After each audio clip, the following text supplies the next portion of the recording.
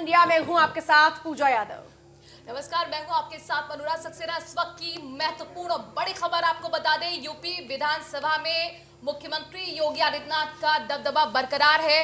रुझानों में 9 सीटों पर बीजेपी लगातार आगे है। उपचुनाव में 9 सीटों पर बीजेपी लगातार आगे, 6 सीटों पर माफ कीजिएगा 6 सीटों पर बीजेपी लगातार आगे है। 6 सीटों पर अपना कब्जा बरकरार रखने में कामयाब रही है बीजेपी।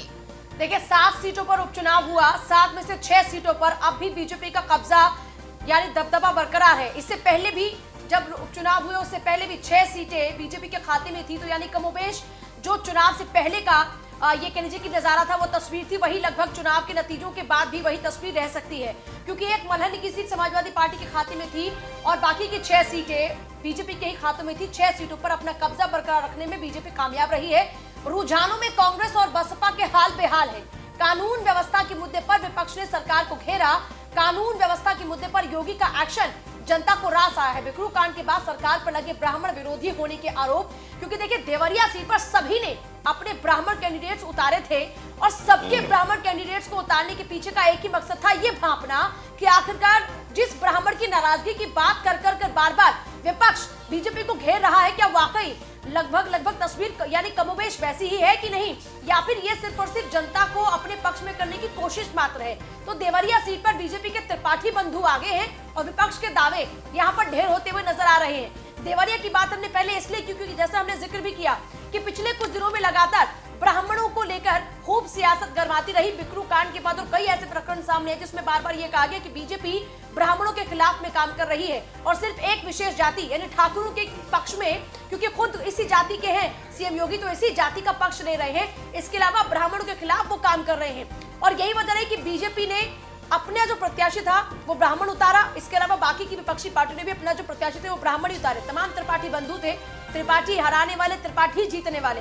खैर बीजेपी के लिए राहत की बात यह है कि बीजेपी के ऊपर जो धब्बा लग रहा था कि वो ब्राह्मण विरोधी है, ब्राह्मण विरोधी हो चुकी है बीजेपी, उस धब्बे को धोने में इस उपचुनाव में तो कम से कम कामयाब रही है।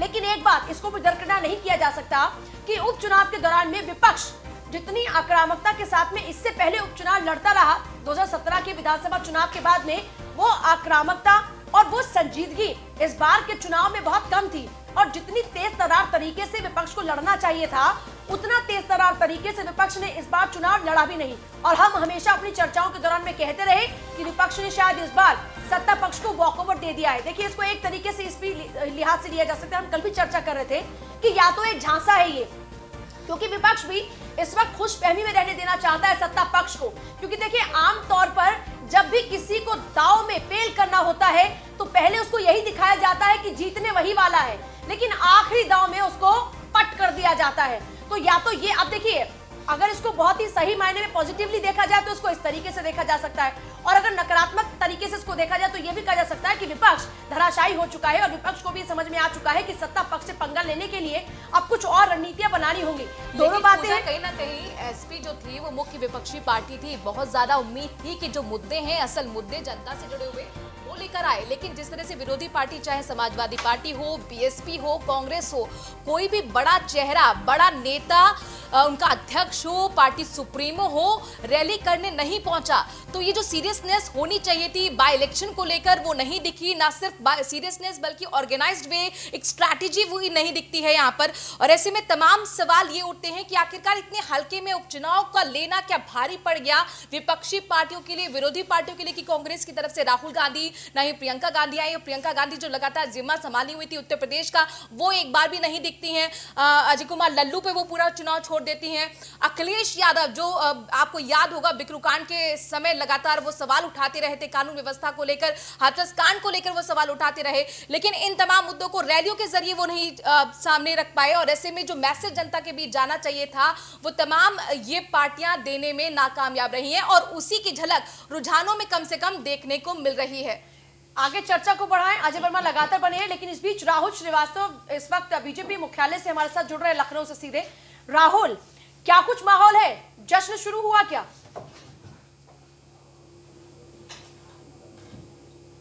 राहुल, संपर्क हमारा फिलहाल टूट चुका है, राहुल श्रीवास्तव का रुख करें, अजय वर्मा लगातार बने। अजय जी, चर्चा हमने इससे पहले भी आपसे, जब उपचुनाव के नतीजे आने वाले थे, उस दौरान भी चर्चा उस दौरान भी की जब उपचुनाव की तारीखों का ऐलान हुआ। और बार बार आपसे यही सवाल पूछे गए कि कहां गई वो प्रियंका जो दलितों की मसीहा बनती थी, कहां गए वो राहुल गांधी जो आंसू पहुंचने के लिए हाथरस पहुंचे थे। आपके तमाम पैंतरेबाजी काम नहीं आई, या पहले से ही कांग्रेस भाप चुकी थी कि अभी फिलहाल में प्रेजेंस दर्ज कराइए क्योंकि धीरे धीरे करके आगे बढ़ेंगे? देखिए, अभी जो पूछ रही थी कि जश्न की तैयारी, जश्न किस बात का करेंगे? क्या कामगार मजदूरों को जो मरवाने का जश्न था या पैदल चलवाने का जश्न था? 6 सीट इनकी थी, 6 पे मिल रहे हैं। रिकॉर्ड तो जब तोड़ते कि 12 सीटें बना देते 6 की। ये इन्हीं की सीट थी, इन्हीं की लड़ाई थी, यही जीत रहे हैं, तो जश्न का तो मुद्दा नहीं है। हाँ, कांग्रेस पार्टी, राहुल गांधी, प्रियंका गांधी, अजय वर्मा या कांग्रेस के जो आपसे सवाल पूछते कि आप जश्न मनाते हैं, आप जश्न मना रहे हैं कि नहीं, जश्न शुरू हुआ कि नहीं? पूजा जी, मैं यही तो देखिए, आपके लिए अच्छा ये होता कि 7 में से कम एक सीट भी आपके खाते में आ गई होती। पूजा तो जी, मैं ये बता रहा हूँ, चली गई उत्तर प्रदेश। पूजा जी, हम ये बता रहे हैं आपको कि ये चुनाव हम कामगार मजदूरों के साथ लड़े थे, ये चुनाव हम बेरोजगारों के लिए लड़ रहे थे, ये चुनाव हम महंगाई के खिलाफ थे। वोट क्यों नहीं दिया? नहीं, आपको जिताने का काम क्यों नहीं किया? इस पे देखिए, अच्छा अभी तो ये होता कि साथ के साथ पर कांग्रेस का कब्जा होता। अभी देश तो की सबसे बड़ी पार्टी रही कांग्रेस, आज इतनी सिमट कर रह गई है। अभी तो रिजल्ट आने हैं, अभी तो ये वो चल रहा है, आगे रुझानों का सारा है, कैसे क्या वो जो भी रिजल्ट आए वो सबको स्वीकार करने चाहिए। नहीं, लेकिन अजय वर्मा जी, यहाँ तो प्रेजेंस भी नहीं दिख रही, टैली में तो आप दूर दूर तक नहीं है। जो भी रिजल्ट आएंगे, क्यों हमारे पास तो एक भी सीट इसमें से थी नहीं, हम तो पहले ही तो ये तो सबसे अच्छा मौका था। हमारी कोशिश थी। विरोधी पार्टियों के पास हमेशा अच्छा मौका होता है कि अगर आपको छोड़कर ना जाते तो ये सीट तो आपके खाते की थी ना। हम तो पहले पूजा, हमारा तो मकसद ये था, हम जनता की आवाज बनकर, कामगार मजदूरों की आवाज बनकर, बेरोजगारों की आवाज बनकर फाइट कर रहे हैं, लेकिन आप वहां पर भी नजर नहीं आ रहे। छोटे लुटे पिटे व्यापारियों की आवाज बनकर पुरानी सीटें रही उन पर तो कब्जा जमा लेते। हम ईमानदारी से जनता के मुद्दे, कि आप जश्न मना रहे हैं कि नहीं मना रहे। जो व्यापारी लूट रहे हैं, जो हत्याएं, लूट, डकैती, मर्डर, बलात्कार हो रहे हैं, हम उसके खिलाफ चुनाव लड़ रहे हैं। और जनता अगर हमें मैंडेट देगी हम उसे स्वीकारेंगे, नहीं देगी तो हम उसे भी स्वीकारेंगे। आ गए आपके कार्यकर्ता, तो इन मुद्दों को लेकर भी आइए ना सड़कों पर। इन मुद्दों को लेकर राहुल और प्रियंका सड़कों पर क्यों नहीं आते पूरे काफिले के साथ में? मचाते ना शोर शराबा इसी पूरे मामले को लेकर, घेरते सरकार को। कहां थे तब आप? कांग्रेस का हर कार्यकर्ता, कांग्रेस का हर नेता, कांग्रेस का हर वर्कर हर जगह इन सब मुद्दों के साथ ही चुनाव में आता है। कांग्रेस महंगाई के खिलाफ, अत्याचार के खिलाफ, बलात्कार के खिलाफ, मर्डर के खिलाफ, इन सब के खिलाफ चुनाव में आती है, लड़ती है। जनता अगर सिर्फ आप आते धप्पा करते चले जाते हैं वापस। आपके साथ दरअसल ये दिक्कत हो रखी है आजकल। आपने आजकल चुनावों को भी बहुत इजी वे में या तो ले लिया, या तो आपको ये लगने लगा है कि मेहनत करो, नतीजे वो आ नहीं रहे तो थोड़ा आराम कर लेते हैं। बस आप आते हैं, धप्पा करते हैं, चले जाते हैं। प्रदेश में तो आप यही कर रहे हैं, आराम बिल्कुल नहीं कर रहे हैं, चले जाते हैं। हम लोग हर जगह अपनी उपस्थिति पूरी दर्ज कराने, तन से, मन से, धन से। अजय वर्मा जी, वो टैली में नजर नहीं आ रहा। सवाल यही है कि आखिरकार ऐसा क्यों होता है कि जब राहुल गांधी की कोई रैली होनी होती है, प्रियंका गांधी की रैली होनी होती है, तब कार्यकर्ता सड़कों पर उतरते हैं, नहीं तो वो जाकर आराम से चादर तानकर सो जाते हैं। अगर यही स्थिति रही तो सर, ये तो सेमीफाइनल थे। ये कोई सेमीफाइनल आपको, ये सेमीफाइनल, अच्छा ये सेमीफाइनल आप मान नहीं रहे? ये कोई तो सर ये मतलब यही सीरियसनेस दिखा रही है। आपको नहीं लगता कि बीजेपी से आपको सीखना चाहिए, चाहे कितने भी छोटे चुनाव हो, मेरा तो एक सवाल है आपसे। उनके पास तो साधन है, सत्ता है, उनके पास पावर है, उनके पास मोदी साहब हैं जो हर चीज को तोड़ मरोड़ देते हैं, खरीद फरोख्त करवा लेते हैं। अरे बीजेपी तो गांव के चुनाव, यानी जो पंचायत के चुनाव होते हैं, उसमें भी अपनी साख दांव पर लगा देती है। तो कांग्रेस अपने आप को बहुत ज्यादा बड़ी पार्टी समझती है क्या? उसको लगता है कि पार्टी ने चुनाव पूरी हिम्मत से, पूरी ताकत से पूजा जी लड़ा है। पार्टी का राग अलापते लगाते अभी तक उस नशे से बाहर नहीं निकल पाए हैं। सर, असल तस्वीर आप देख लीजिए, दिल्ली में आप हैं नहीं, विधानसभा में भी आप 7 सीटों पर ही हैं, सिंगल डिजिट तक सर आप लोग यहाँ पर सिमट कर रह गए हैं। कम से कम आप ये समझिए, ये सच्चाई है, और अगर इसमें बदलाव करना जरूरी होगा तो जो आराम की राजनीति आपकी है उसे त्यागना होगा, आपको सड़कों पर उतरना होगा। उत्तर प्रदेश में बहुत सारे मसले थे, कानून व्यवस्था मसला था, हाथरस में आए थे ना राहुल गांधी, तो सर इसको लेकर रैली में क्यों नहीं गए? यहां तो मुख्यमंत्री रैलियों में जा रहा है, हर एक शहर में, हर एक क्षेत्र में उनकी रैली हुई। प्रियंका गांधी, राहुल गांधी नहीं दिख रहे सर? सब लोग देखिए, राहुल जी भी हैं, प्रियंका जी भी हैं, कांग्रेस का हर वर्कर है। हम लोग पूरी मजबूती से चुनाव के लिए लड़े हुए हैं। जहां जिसकी ड्यूटी पार्टी लगाती है, छोड़ दिया सारा चुनाव, जहां जिसकी सारा ड्यूटी उपचुनाव पार्टी अजय कुमार लल्लू पर प्रदेश अध्यक्ष हैं, हमारे मजबूत प्रदेश अध्यक्ष हैं, जमीनी प्रदेश अध्यक्ष हैं। अजय वर्मा, एक सवाल का जवाब दीजिए। आपने इतनी मेहनत लगाई, आप तो लगातार मेहनत लगा रहे हैं। आपने विधानसभा का जब चुनाव हुआ, अखिलेश यादव के साथ हाथ मिलाया, तब भी आपने पूरी जान लगा दी, जनता ने आपको ठुकरा दिया। लोकसभा चुनाव में आप अकेले अपने दम पर आए, आपने पूरी जान लगा दी, जनता ने आपको ठुकरा दिया। आपकी एक सीट रह गई मात्र रायबरेली की।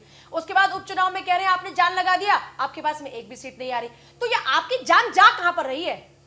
हमारी जान जहां लगती है जनता के साथ लगती है, हम उस जनता के साथ हैं, उस माइग्रेंट लेबर के वो साथ जनता आपके हैं, साथ हम व्यापारी के नहीं साथ। है। अब ये जनता तय करे किसके साथ जाना है, पता नहीं क्यों नहीं आती है, क्या है इसका मतलब सर विमल हमारे साथ आपको बीजेपी से लगता है। है कि आपकी तरफ से कोई कमी नहीं रही? ये जनता की कमी थी कि जनता ने आपको मौका नहीं दिया? जनता ने हमको, जनता मौका देगी तो रिजल्ट आ जाएंगे। हाँ। हम और कोशिश करेंगे, इस पर मतलब चलिए, मंथन इस बात को करेंगे, तो आप भी जनता माने को कि विश्वास जनता दिलाना को होता मौका है और ना कोशिश सर, ये करेंगे नाराजगी हम और- है। बीजेपी से मनीष जी पॉलिटिकल एक्सपर्ट हमारे साथ में हैं। मनीष जी, लगभग जो एग्जिट पोल्स थे वो यही आंकड़ा दे रहे थे कि लगभग यही स्थिति रहेगी बीजेपी के पास जो सीटें, और वैसे भी कहा था कि उपचुनाव आमतौर पर सरकारों के ही होते हैं, लेकिन पिछले उपचुनाव के दौरान में सरकार को मुंह की खानी पड़ी थी और अपने जो गढ़ थे वहां पर भी सरकार को हार का सामना करना पड़ा था। शायद यही वजह रही कि इस बार खुद मुख्यमंत्री ने अपने दम पर चुनाव लड़ा और हर कॉन्स्टिट्यूएंसी पर जाकर चुनाव प्रचार किया, और 6 की 6 जो उनके खाते में पहले थी वही उनके खाते में बरकरार भी। मनीष जी, बिहार में महागठबंधन जनता दल की फाइट की बात है, तो ये समझिए इस बार का जो मुकाबला था वो भारतीय जनता पार्टी और तेजस्वी यादव के बीच था। नीतीश कुमार तो कहीं पिक्चर में है नहीं, 24 सीट से पीछे चल रहे हैं। अपने पिछले साल के आंकड़े को अगर देखें तो एक तरफ तो युवा लोगों में तेजस्वी का मेरा जो सवाल है वो बिहार चुनाव से जुड़ा हुआ नहीं, फिलहाल मैं उत्तर प्रदेश की उपचुनाव की बात कर रही हूँ मनीष जी, उसके बाद बिहार की सीटों पर भी आएंगे। नहीं पाए होंगे। मैं एक्चुअली इनको साउंड आ रहा है, आपकी बात पूरी सुन नहीं पाया। मैं चलिए एक बार जरा टीम चेकआउट कर ले, क्या कुछ परेशानी है। राहुल श्रीवास्तव का रुख कर लेते हैं। राहुल श्रीवास्तव, बीजेपी मुख्यालय पर आप इस वक्त मौजूद हैं, जश्न की स्थिति नजर आ रही है क्या? वहां पर जश्न का माहौल है, क्योंकि बीजेपी के लिए तो गदगद होने की स्थिति आ चुकी है। तो बीजेपी के लिए एक संजीवनी बूटी कर दी है, क्योंकि पिछले उत्तर प्रदेश में पिछले कुछ समय में जिस तरह से राजनीतिक माहौल बनाया गया था विपक्ष की तरफ से, जनता ने उसका जवाब दे दिया है। 5 सीटों पर बीजेपी बढ़त बनाए हुए है, 2 सीटों पर एक निर्दलीय और एक समाजवादी पार्टी के प्रत्याशी वो बढ़त बनाए हुए, लेकिन जिस तरह से 7 सीटों पर उपचुनाव हुए थे उसमें बीजेपी ने एक बार फिर बाजी मार ली है। बीजेपी मुख्यालय की बात करें तो पूरी तरह से कोविड प्रोटोकॉल का ध्यान दिया जा रहा है, किसी को भी यहाँ पर आने की अनुमति नहीं दी जाएगी, क्योंकि साथ साथ जिस तरह से कोरोना का संक्रमण फैल रहा है उसको लेकर जश्न में फिलहाल अभी कोई तस्वीर यहाँ पर दिखाई नहीं दे रही है। लेकिन निश्चित तौर पर सीएम योगी आदित्यनाथ की मेहनत, सीएम योगी आदित्यनाथ के पिछले 3.5 साल का कार्यकाल आखिर विपक्ष पर भारी पड़ गया। विपक्ष लगातार सोशल मीडिया के माध्यम से सरकार पर निशाना साध रहा था, जनता ने उसका जवाब दिया है और 5 सीटों पर जो बीजेपी जीत रही है वो यही इशारा है कि अभी भी जो जनता है, उत्तर प्रदेश की जनता है, वो मुख्यमंत्री योगी आदित्यनाथ पर विश्वास कर रही है और शायद जो नतीजे सामने आ रहे हैं, क्योंकि न्यूज ऑन इंडिया ने अपने दर्शकों को पहले ही बता दिया था कि बीजेपी की लहर है उत्तर प्रदेश में, और जनता भी न्यूज ऑन इंडिया की खबर पर मोहर लगा दिया है और जो सीटें जीत रही है उससे तो यही अंदाजा लगाया जा रहा है कि जनता ने सीएम योगी आदित्यनाथ पर फिर विश्वास जताया है। ठीक है, एक बार फिर विश्वास जताया है मुख्यमंत्री योगी आदित्यनाथ पर, जलवा उनका बरकरार रहा है। विमल हमारे साथ बीजेपी के नेता जुड़े हुए हैं। विमल जी, आज तो आपके लिए खुश होने का मौका दे दिया गया है। 6 की 6 सीटें आपके पास, हालांकि एक सीट जो आपके खाते में जा सकती थी, लेकिन अब वो सीट पर एसपी आगे चल रही है, क्या कहना चाहेंगे? देखिए, मैं आपको बता देना चाहता हूँ, भारतीय जनता पार्टी हमेशा विकास के नाम पे जो है चुनाव लड़ती है। और दूसरी चीज मैं बता देना चाहता हूँ, जो आतंकवाद था सपा के गवर्नमेंट में, जिस समय सपा की सरकार थी, उसको नस्तानाबूद कर दिया गया। दूसरी चीज मैं बता देना चाहता हूँ, ये लोग सपा वाले लोग जो है जातिवाद के नाम पे जो है राजनीति करते हैं। आपने देखा भी था जिस समय जो है अखिलेश यादव जी मुख्यमंत्री थे उत्तर प्रदेश के, उस समय जो है जितनी भी भर्तियां थे उसमें सब जितने भी यादव के समुदाय के लोग थे उनको उन रिक्त भर्तियों में उनको रखा गया था। दूसरी चीज मैं बता देना चाहता हूं, देखिए हमारे जो मुख्यमंत्री हैं आदरणीय श्री योगी आदित्यनाथ जी, उन्होंने जो है कोरोना काल में आपने देखा था कि वो अपने पितृ शोक में नहीं गए थे। उनके पिताजी का देहांत हो गया था, लेकिन वो राज्य धर्म के लिए पितृ शोक में जाना उन्होंने उचित नहीं समझा। तो वही चीज है कि हम जो है विकास के लिए लड़ते हैं और जो भारतीय जनता पार्टी कहती है हम वो करते हैं। आप देखिए बात, लेकिन कहीं ना कहीं ये होती है ना कि सातों की सातों सीट आपके खाते में जाती है, जो कि मुख्यमंत्री को चुनावी मैदान में थे, चुनाव प्रचार कर रहे थे, उन्होंने पूरी तरह से जिम्मा यहाँ पर समेटा हुआ था। दूसरी पार्टियों को तो कोई नेता उतरा ही नहीं सर। देखिए अभी ऐसा लग रहा था कि आपने ही चुनाव लड़ा है। अभी देखिए, अभी रिजल्ट आया नहीं है, अभी रुझान चल रही है, आप देख सकते हैं। अभी आगे जो है अभी रिजल्ट जब आएंगे उसमें आप देख सकते हैं। बहुत अच्छी बात है कि आपके खाते में जितनी सीटें थी वो आपके पास हैं, लेकिन अकेले दौड़ में दौड़ रहे थे आप। तो देखिए अकेले दौड़ में 2 पर आप जीते हैं तो बहुत ज्यादा खुश होने की आवश्यकता भी नहीं है शायद इस बारे में। देखिए मैं आपको बता देना चाहता हूँ, देखिए जनता जो है, जनता समझ रही है, जनता समझ रही है कि कौन जो है समाज के कल्याण के लिए जो है आगे है, कौन सी सरकार है जो विकास के लिए सोच रही है। भारतीय जनता पार्टी का सिर्फ एक ही मोटो है, सबका साथ और सबका विकास। हम किसी जात के लिए और किसी एक धर्म के लिए नहीं चुनाव प्रचार के सोचते। दौरान हमारा आप इस सबका साथ सबका विकास की बात नहीं कर रहे थे। देखिए या फिर आप देखिए अपने मैं आपको बता दूं कार्यों की पूजा बात जी, नहीं कर रहे थे। पूजा जी देखिए भारतीय जनता पार्टी का आज से मोटो नहीं है, बहुत पहले से मोटो है कि सबका साथ सबका विकास। हम अंत्योदय के बारे में सोचते हैं। धारा 370 की आप वहां पर बात कर रहे थे, राम मंदिर की। देखिए हम बता देना चाहते हैं, देखिए हम क्यों नहीं करेंगे। भारतीय जनता पार्टी जो कहती है वो ठोक के करती है। मैं आपको बता देना चाहता हूं, आप देखिए हम बात करते हैं अंत्योदय का। अंत्योदय मतलब होता है अंतिम पंक्ति में बैठा हुआ जो आदमी है, जो व्यक्ति है, उसका भी विकास कैसा होगा वो भारतीय जनता पार्टी सोचती है। हम सबके कार्य के लिए हम जो भी हमारा मोटो रहता है, जो भी हमारा मैनिफेस्टो रहता है चुनाव में, हम उसको पूरा करने की कोशिश करते हैं। आपके संकल्प पत्र में आपने कौन कौन संकल्प लिए थे विशेष तौर पर? देखिए बता रहे हैं हमारा संकल्प जो भी था, जैसे राम मंदिर का जैसे मुद्दा था राम पहले, मंदिर तो उसको आपका हमने कर नीचे था। नहीं, राम मंदिर राम का मंदिर मुद्दा का हमेशा विषय आपने कहा कि संवैधानिक दायरे में आकर हम उसको पूरा करेंगे।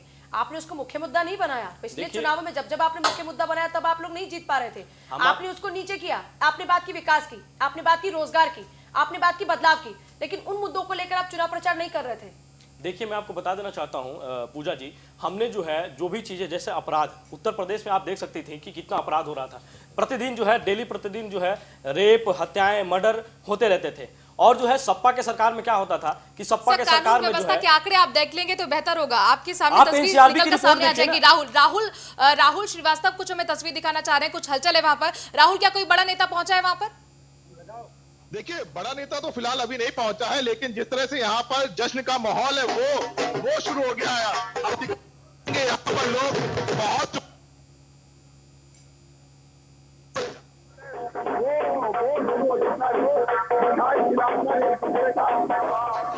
स्वागत कर रहे हैं। जिस तरह से बीजेपी को जीत मिली है वो नजारा आप बीजेपी में दिखने लगा है। और बीजेपी नेताओं से बात भी करते हैं किस तरह का आप जश्न यहाँ पर मना रहे हैं, किस तरह का जश्न आप लोग मना रहे हैं यहाँ पे? बिहार में सरकार बिहार में माननीय मोदी जी की जीत है। जो नीतीश जी ने जो काम किया और मोदी जी ने जो काम किया उसकी जीत है। उसी खुशी में आज भारतीय जनता पार्टी कार्यालय में हम लोग जश्न मना रहे हैं। उत्तर प्रदेश की बात करें तो उत्तर प्रदेश में भी 5 सीटों पर बीजेपी ने जीत आगे बढ़ रही है। क्या कहेंगे उत्तर प्रदेश में जिस तरह से एक बार फिर जनता ने योगी आदित्यनाथ पर विश्वास जताया है? मैं स्वयं देवरिया जिले से आता हूँ। मेरा गृह जनपद देवरिया है और मैं देवरिया चुनाव में रहा, कंपेनिंग में रहा। और देवरिया में हम लोग लगभग अभी इस वक्त का मैं देखा हूँ बहुत ऑटो से आगे चल रहे हैं। तो विजय सुनिश्चित है। उसका एक योगी जी और मोदी जी का कार्यों का देन है, जो जनता को इस कोरोना काल में लगभग 8-9 महीना अभी तक जो राशन मिल रहा है, पैसा मिल रहा है, जो भी मदद हो रहा है किसानों का, उसका देन है जी। भारतीय जनता पार्टी की सब जनता है। निश्चित तौर पर आप देख सकती है कि किस तरह का यहाँ पर माहौल है। यहाँ पर लोग जो है वो ढोल नगाड़ों के साथ खुशी का इंतजार कर रहे हैं। राहुल, कार्यकर्ताओं में काफी जोश नजर आ रहा है। इसके अलावा कोई और भी विशेष कार्यक्रम है? क्योंकि आप कह रहे थे कि कोरोना के चलते जश्न ना मनाने का फैसला लिया जा रहा है, लेकिन अभी फिर भी यहाँ पर ढोल बज रहे हैं। जो कार्यकर्ता है वो अपनी खुशी का इजहार करने के लिए पहुंच रहे हैं मुख्यालय पर।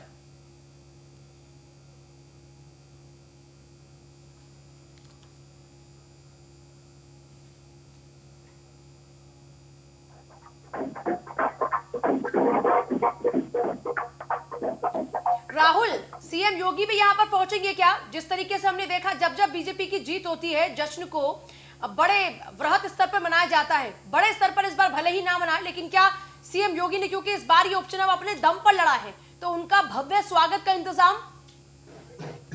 देखिए अभी का प्रोग्राम नहीं है सीएम योगी आदित्यनाथ का कि वो यहाँ पर पहुंचेंगे, क्योंकि अभी लगातार जो काउंटिंग सीएम का अभी फिलहाल कोई कार्यक्रम नहीं है यहाँ पहुंचने का।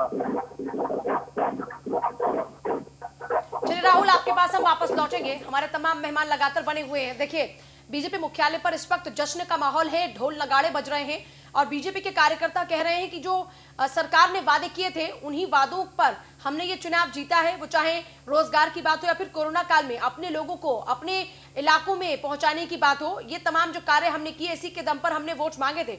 अजय वर्मा जी, इन्होंने तो जो वोट मांगे थे इनको वोट मिल गए, लेकिन आपको नहीं लगता कि आत्ममंथन की जरूरत है आपको बहुत ज्यादा? जब भी चुनाव आते हैं नतीजे आपके लिए सिफर ही रहते हैं।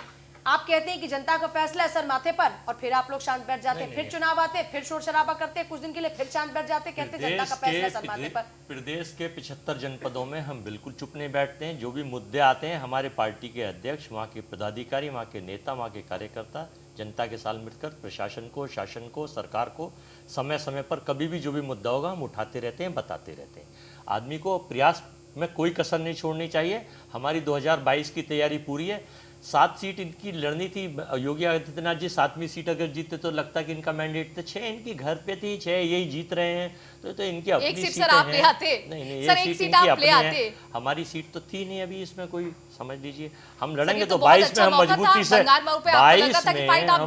22 में हम लोग मजबूती से मजबूत पार्टी के रूप में इनके खिलाफ लड़ेंगे।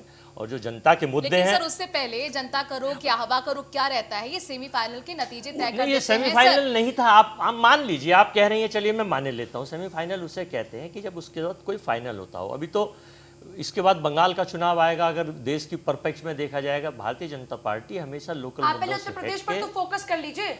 हमेशा लोकल मुद्दों से हट के देश के बड़े मुद्दों पर चुनाव लड़ती है। आप भी जानते हैं कि उत्तर प्रदेश में जिसकी हवा, देश में उसकी हवा।